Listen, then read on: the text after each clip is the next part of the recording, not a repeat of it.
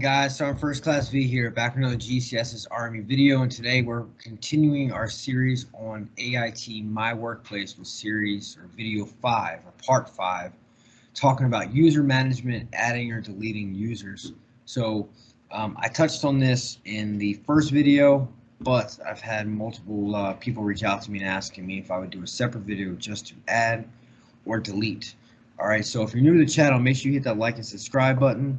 I'm always looking for new ideas, so make sure you go to the community tab, drop me a note, let me know what you guys would like to learn, or just what material you guys want me to teach. The whole point of this is to benefit and train the force, right? So like I said, let's just go ahead and jump into My Workplace. So from the GRME main screen, what you're going to do is you're going to go to the Home tab. Once you're in the Home tab,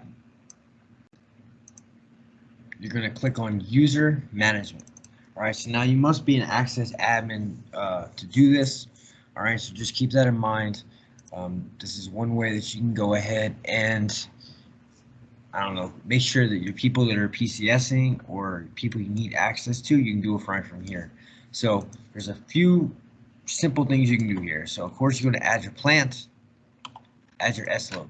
So if you don't know the user's name, you just want to look to see who is actually or who has access to that S-log through My Workbench. This is how you're going to do it. So you're just going to hit the plant, the storage location, and then you will hit execute. Now this is going to pull up everyone that has access. Okay, so if you want to delete somebody, all you're going to do is click delete entry, save. So that's how you delete a person out of an S-log. All right, so I'm going to show you how to actually put somebody in an S-log. All right, so yes. Now this goes off the DoD ID number. If you don't know the DID number to give someone access, you can search by last name, first name. Okay, I'm just going to use myself for an example. You'll hit execute. And I already have access to this, but I'm going to show you. So here there's multiple things you can give them access to. If you want to make them an admin, goods receipts, goods issue, property book, like I said before in the previous video. If you are working on, well, if you're part of class 9, you're not going to see this anyway. You're not going to see that tab. Stock overview, print bins, fast issues, turn-ins, and of course your dispatches.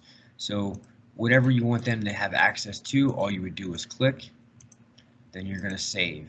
All right, and then down here record save. So that's how you actually would give them access to AIT Workplace. All right, so like I said in the beginning of the series, I had a number of clerks that I taught a couple weeks ago on SSL bench stock operations that had no idea that this platform even existed.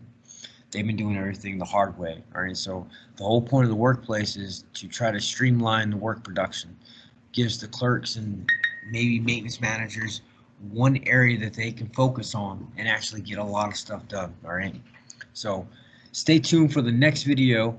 I'm going to show you guys as maintenance managers, maintenance supervisors, how to actually check up and see what your clerks are doing inside of My Workplace.